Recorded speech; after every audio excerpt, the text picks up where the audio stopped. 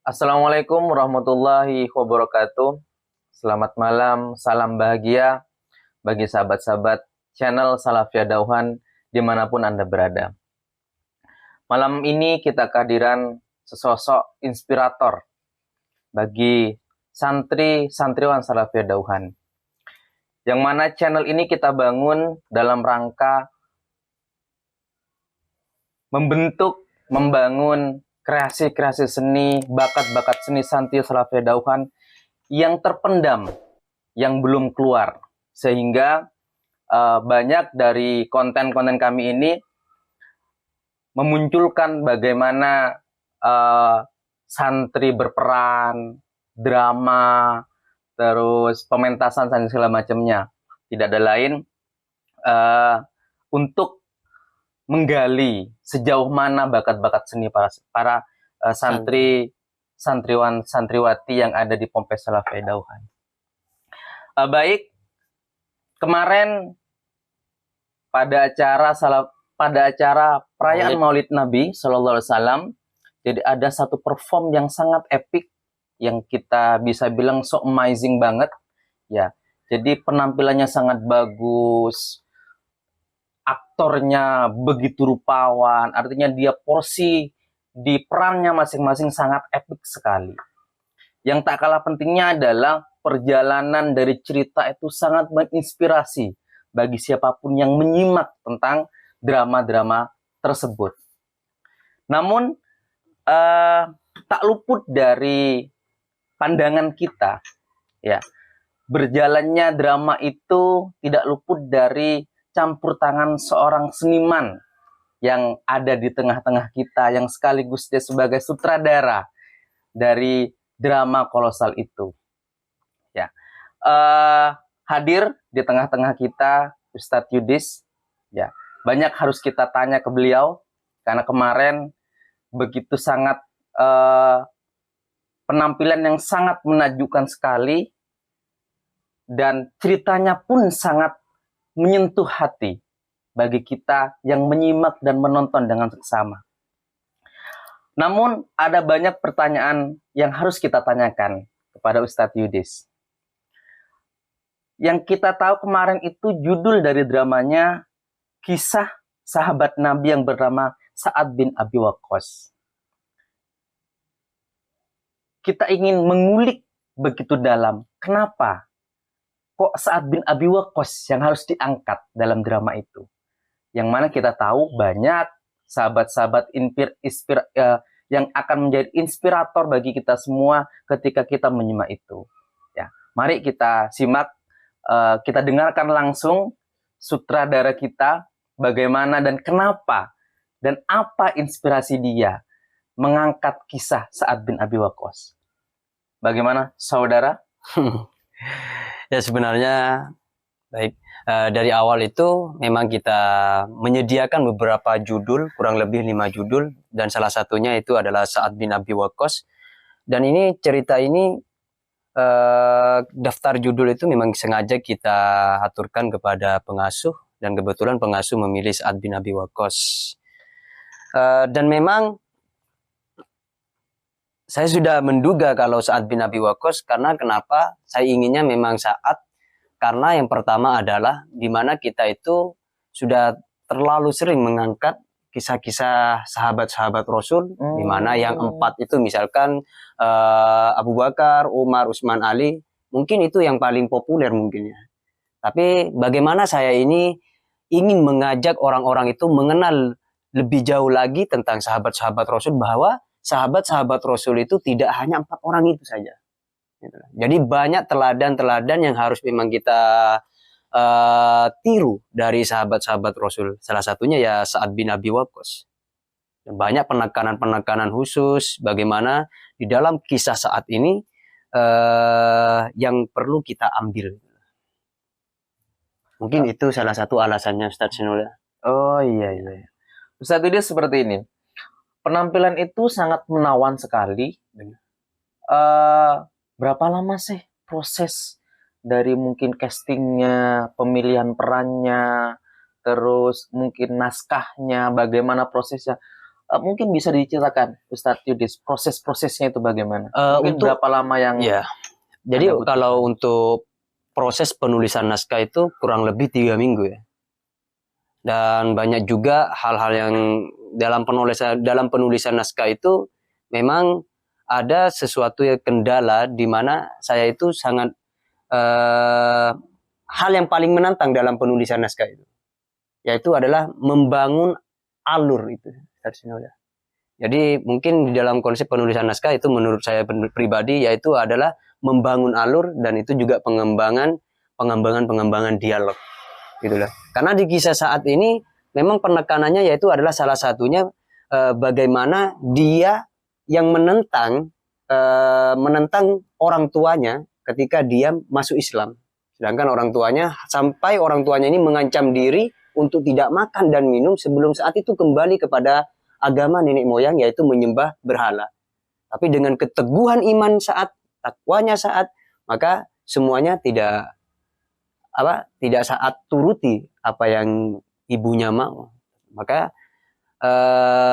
untuk kisah-kisah yang lain untuk mengisi cerita-cerita kecil di pertunjukan ini, nah ini yang menantang bagi saya. Ini saat ini mau diapain lagi ya? Nah, tapi di balik itu semua ada tokoh yang bernama Umair dan Umair itu adalah adik dari Sa'ad. Nah ini saya kolaborasi bagaimana ini menjadi sesuatu pertunjukan yang cukup epik menurut saya, sehingga saya itu banyak proses yang saya lalui dari tahapan penulisan naskah itu kurang lebih 3 minggu baru finish. Setelah itu baru ke teknik panggung. Baik. Tadi sampean bilang proses dari awal sampai akhir itu kurang lebih lamanya 3 minggu. Nah. Itu singkat kalau menurut kami. Terus kira-kira dengan hasil yang begitu menawan, sangat menarik, apa kendala, tantangan yang Anda hadapi ketika langsung berhadapan dengan teman-teman yang memerankan tokoh-tokoh yang sebelumnya mereka tidak perankan? Benar. Jadi untuk 3 minggu itu hanya proses di penulisan naskah. Oh, 3 minggu di penulisan naskah. Untuk masalah proses di panggung itu kita sudah memakan waktu 1 bulan. Jadi di teater itu, Ustaz Zainul ya, ukurannya itu bukan beberapa hari kita latihan, tetapi beberapa kali kita bertatap muka. Jadi dalam 1 bulan itu kita dalam 1 perharinya saja kita bisa berjumpa, kita proses itu kurang lebih 1 sampai 2-3 kali. Dalam satu hari. Jadi matangnya di sana. Jadi ada pertama tahapan di mana saya bangun itu. Yang pertama itu adalah proses yang saya katakan itu casting. Jadi saya tidak mengadakan casting per individu atau secara spesifik, tapi saya itu mengadakan langsung prosesnya reading. Jadi teman-teman itu reading dulu, membaca naskah itu. Jadi saya menyesuaikan, saya membutuhkan sesuai dengan karakter apa yang saya inginkan. Jadi anak-anak itu saya suruh baca satu persatu sesuai dengan karakternya tersendiri. Maka ketika sudah sesuai dengan harapan, jadi proses penunjukan aktor di sana. Itu tahapan yang pertama. Dan setelah itu, tahapan yang pertama itu sudah selesai, maka proses selanjutnya itu membangun karakter. Ya, membangun karakter, intonasi gaya vokal, dan juga chemistry. Ya, chemistry antara pemain satu dengan pemain satunya itu bagaimana dia benar-benar terbangun dan naturalisasinya dapat. Iya. Itu untuk yang proses yang kedua. Dan proses yang ketiga itu sudah masuk di mana teknik-teknik muncul, kan? Karena di dalam konsep pertunjukan teater itu yang pertama itu yang dibutuhkan, yang pertama itu yang harus menyentuh itu teknik muncul, dan yang kedua itu baru di ending. Nah itu. Dan selanjutnya itu baru teman-teman itu di proses latihan. Tahapan yang selanjutnya itu blocking. Setelah blocking ya kita tinggal mewarnai saja dalam cerita itu. Itu mungkin untuk proses di panggung. Terus seperti ini, Ustadz.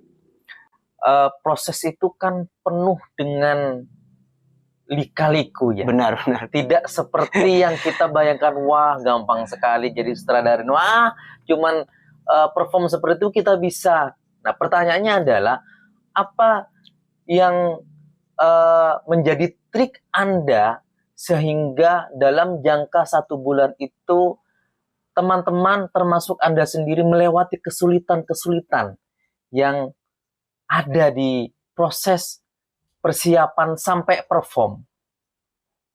Kira-kira bagaimana caranya Anda melewati itu? Ya, yang pertama yang saya bangunkan kepada anak-anak itu bagaimana kita itu show must go on. Jadi apapun yang terjadi, pertunjukan tetap berjalan. Jadi begitu. Jadi tetap show must go on. Jadi yang saya bangun itu bagaimana teman-teman itu tetap konsisten, disiplin dalam proses. Karena proses itu adalah suatu jaminan bagi kita untuk mencapai pada hasilnya. Gitulah. Jadi kalau kita pengennya hasilnya yang A, ya kita prosesnya harus seperti A. Siap. Gitulah. Jadi nggak ada alasan nanti gaya apa yang biasa anak-anak itu katakan. Jadi saya patahkan. Artinya bagaimana? Yang biasa yang menjadikan prinsip anak-anak itu sudah nanti kita bisa sendiri pas tampil, Pak, gitu loh. Jadi saya patahkan. Jangan sampai punya pemikiran seperti itu. Apapun yang kalian lakukan di dalam proses itu dan itu jawabannya nanti di hasilnya. Jangan remehkan proses. Ya kan? Semuanya bergantung kepada proses. Jadi banyak hal-hal yang menantang karena teman-teman itu selain dari itu keaktoran. Jadi keaktoran ini memang teman-teman itu basicnya bukan aktor murni atau aktor teater. Memang teman-teman itu awam dari sisi keaktoran. Dan ini saya tetap berusaha bagaimana sampai kepada standar teater. Tapi bukan drama, Pak Singo. Jadi dulu awalnya dari awal jenengan bilang ini drama ya kan? Ya, saya bilangnya drama. Jadi ini sudah masuk kepada teater. Oh, begitu. Coba Ustadz Yudis, mungkin sahabat-sahabat channel Salafiyah Dohan juga kurang paham apa sih bedanya dengan antara drama dengan teater? Ya, kalau dari sisi teori dramaturgi, ini di dalam teater ada istilah dramaturgi. Jadi dramaturgi itu adalah teori pokok yang mengemukakan siap. bahwa antara teater dan drama itu memiliki arti yang sama dalam interaksi sosial manusia. Jadi sama, nggak ada bedanya antara teater dengan drama dari konsep teorinya. Tetapi kalau sudah istilahnya beda, pasti ada pembeda di sini. Pembedanya adalah satu, teater itu lebih ketat. Ada hukum-hukum yang tidak boleh dilanggar. Sedangkan drama bebas. Kita sama-sama memainkan cerita. Teater, drama juga demikian. Tetapi yang membedakan adalah teater itu lebih ketat. Satu, mungkin saya bisa contohkan, kalau arah panggung di sana, kita sudah menghadap panggung ini. Kalau saya beradegan seperti ini sudah masuk ke dalam kategori di dalam teater itu membelakangi penonton. Jadi yang benar itu seperti ini. Jadi penonton sudah bisa melihat tangan kita dan wajah kita. Tapi kalau kita seperti ini sudah masuk dalam kategori membelakangi penonton. Ini kalau di teater. Tapi kalau di dalam drama, enggak. Itu bebas sudah. Tapi kalau di dalam drama itu baru dinyatakan membelakangi penonton ketika penonton itu dibelakangi seperti ini. Itu sudah masuk dalam kategori drama. Terus di kostum, baik setting, musik, setting panggung itu dan lain sebagainya, itu lebih ketat lagi di teater. Kalau di teater itu, ini ceritanya apa? Tentang sahabat-sahabat Rasulullah, berarti kita memainkan tentang sahabat-sahabat Rasul, berarti tidak jauh lebih ini konsepnya bagaimana setting atau keadaan pada waktu zaman itu. Jadi panggung kita sesuaikan dengan nuansanya yang sama seperti itu. Tapi kalau di drama panggungnya seperti A, tapi ceritanya B, ya sudah main tetap. Itu drama. Tapi kalau di teater itu harus artinya sama, jangan sampai kabur. Jadi kalau ceritanya itu tentang si A, maka panggungnya A. Gitu, Berarti Shay. betul-betul ada kesesuaian antara cerita dengan suasana yang ada. Benar. Jadi Wah. termasuk lighting itu Pak Sinul ya. Lighting lampu itu juga merupakan salah satu support di dalam seni pertunjukan teater. Makanya teater itu adalah induknya seni. Jadi semua unsur seni yang lainnya itu bisa masuk ke dalam teater itu. Musik, puisi, pantomim, semuanya bisa masuk. Tari juga bisa masuk. Semuanya. Jadi teater itu sampai dijuluki adalah induknya seni dan itu tidak mudah. Siap, Gitu. siap. Wah, ini kita dapat info terbaru, kawan-kawan. Ya, kita sebagai sahabat channel Salafiyah Dauhan, terkadang kita ketika menyimak, melihat dan menonton pertunjukan-pertunjukan yang channel Salafiyah Dauhan suguhkan, kita selalu kemungkinan di pikiran kita, wah ini drama. Padahal tidak semuanya drama ternyata. Jadi kita dapat ilmu baru malam ini sekilas tentang drama dan teater. Baik, Ustadz Yudis, proses daripada pertunjukan itu dari awal sampai akhir dan sampai perform yang hasilnya juga sangat menawan, pastinya ada di benak kita sebagai sutradara. Benar. Dan itu pun juga kadang-kadang terlepas dari kuasa kita. Artinya, apa trik dan apa yang akan Anda lakukan seandainya ketika perform ada satu hal yang di luar di luar dari ekspektasi kita. Benar. Terjadi, entah dari itu yang Ustadz tadi bilang lighting itu sangat support, entah lightingnya yang ada error, Ya, benar. ada human errornya dari aktornya sendiri, tiba-tiba harusnya begini, ternyata yang dilakukan begini. Nah, kira-kira Anda sebagai sutradara yang memang sudah berpengalaman dan sudah ada pikiran, oh nanti kalau terjadi seperti ini harus begini. Kira-kira gimana? Atau ada briefing khusus untuk para aktor sebelum mereka naik ke panggung? Tentu ada. Tetapi kalau kejadian ini sudah terjadi saat perform, maka saya bukan siapa-siapa lagi. Panggung itu sudah milik anak-anak. Panggung itu sudah milik aktor. Tetapi kalau di dalam proses, maka saya selalu katakan ada istilah yang namanya improvisasi. Jadi improvisasi itu fungsinya adalah di mana aktor itu ketika dihadapkan dengan sesuatu yang di luar konsep atau di luar latihan, di luar proses, pas perform nanti, maka lakukanlah improvisasi. Sehingga para penonton semuanya itu tidak mengetahui apa yang kalau kita itu sudah berbuat kesalahan di atas panggung. Tapi tetap dalam slogan saya itu bagaimana show must go on. Apapun yang terjadi, pertunjukan tetap berjalan. Jadi yang selalu saya katakan, maka improvisasi. Kalau teman-teman gagal dalam improvisasi saat perform, ya sudah saya angkat tangan. Itu sudah hasil proses, gitulah. Jadi kita sudah tidak bisa membohongi prosesnya, gitulah. Artinya ketika waktu proses selalu saya katakan, maka apapun yang terjadi dan kejadian-kejadian itu di luar konsep kita, apa yang sudah saya katakan kepada kalian dan itu terjadi, ya kan? Maka lakukanlah improvisasi itu. Jangan tampakkan wajah kalian kepada penonton kalau kita sudah berbuat kesalahan. Gitulah.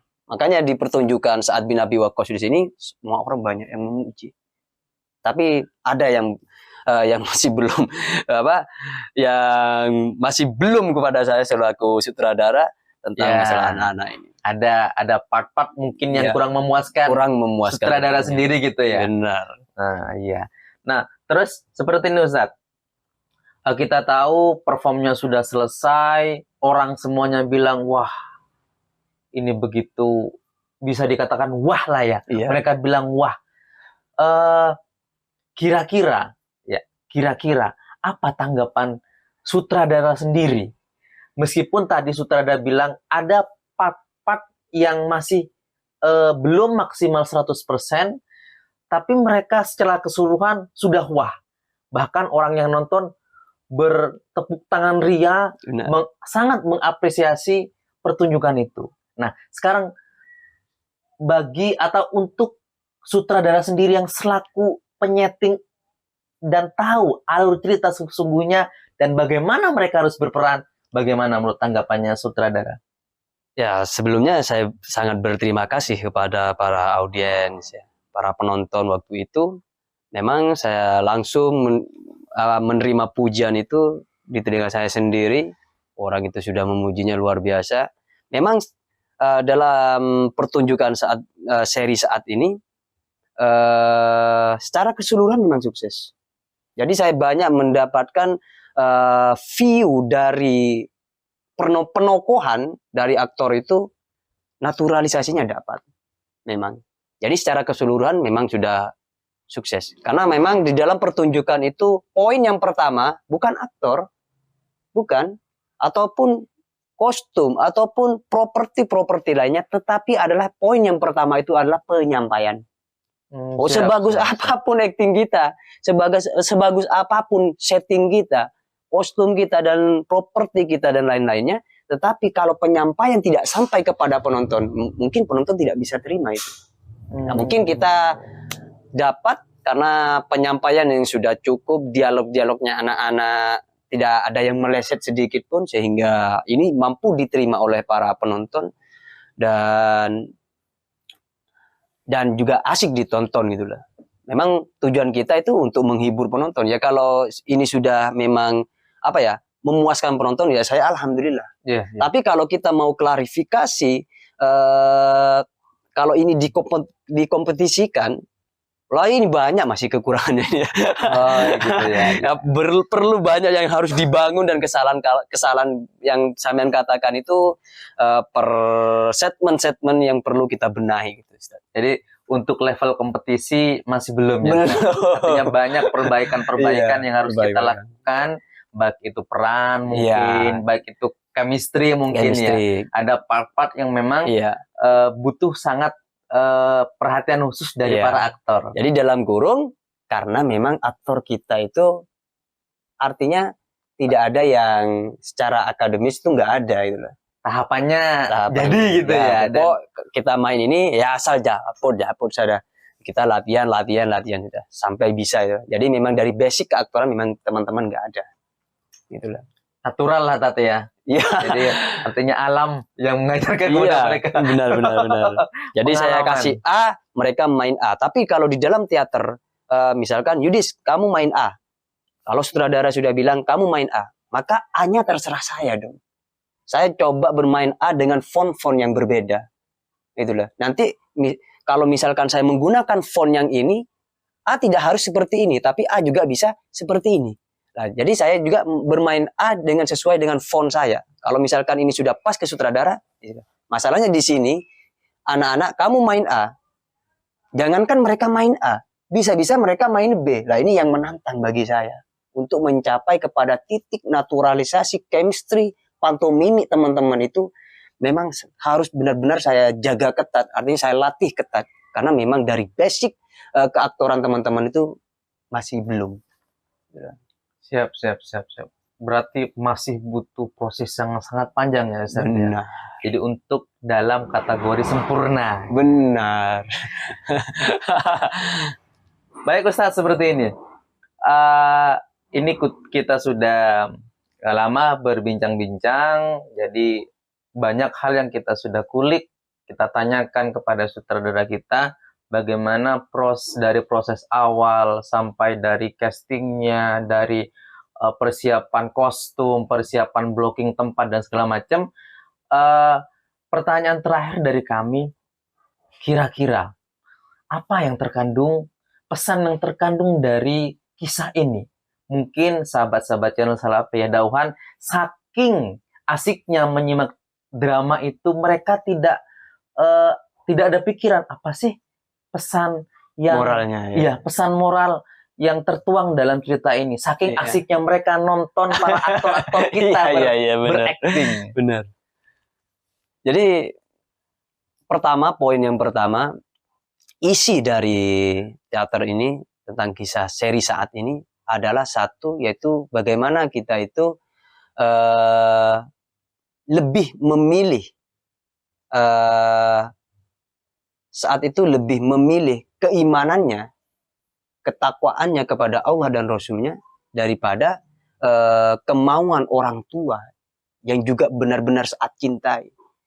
Tapi saat tidak ingin, ya kan, mengorbankan agama dan keimanannya kepada Allah dan Rasulnya lantaran tidak dapat restu dari orang tua. Jadi mungkin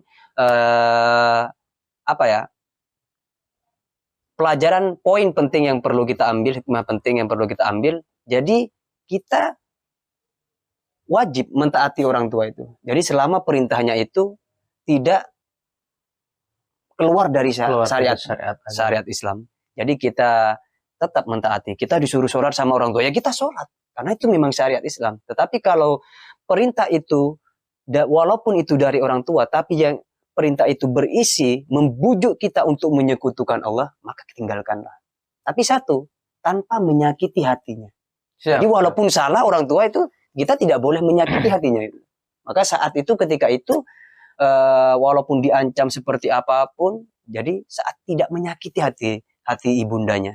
Jadi saat tetap bersikap lemah lembut kepada orang tuanya, pada ibunya, walaupun ibunya berusaha untuk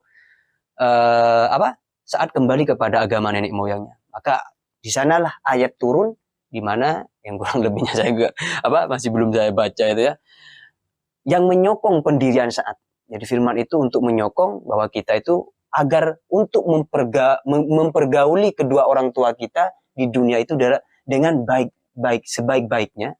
Tetapi ketika keduanya mengajak kita atau mendorong kita untuk menyekutukan Allah, maka tidak boleh kita mentaatinya itu. Ya, jadi itu mungkin itu yang perlu kita ambil itu. Siap, terima kasih banyak saudara Ustadz Yudis selaku sutradara. Jadi ini perbincangan yang sangat menarik sekali terkait tentang bagaimana performa yang sangat menawan itu terjadi dan hasilnya sangat-sangat betul-betul epic ya. Kalau katanya orang Inggris itu it's so amazing. It's so amazing. Ya. Baik sahabat channel Salafiyah Dauhan. Jadi segala hal itu butuh proses. Benar. Ya. Segala hal itu butuh proses. Apa kata teman-teman? Proses tidak akan pernah mengkhianati hasil. Maka dari itu kita harus tetap selalu berusaha, selalu memperbaiki diri, dan kita selalu bersyukur terhadap apa yang telah kita hasilkan dari usaha yang kita lakukan. Mungkin dari kami Salafiyah Dauhan, channel Salafiyah Dauhan, karena sudah agak larut malam Ustadz. Benar. Jadi ini mungkin waktunya kita sudah pamit diri. Kopinya sudah agak dingin, ya, maka kita harus menghangatkan kembali. Jadi mungkin itu sahabat channel sekalian, sebelum kami tutup, jadi jangan lupa klik tombol subscribe dan jangan lupa juga tombol lonceng agar tidak ketinggalan setiap penampilan-penampilan yang kita munculkan di channel kita. Dan selalu tonton.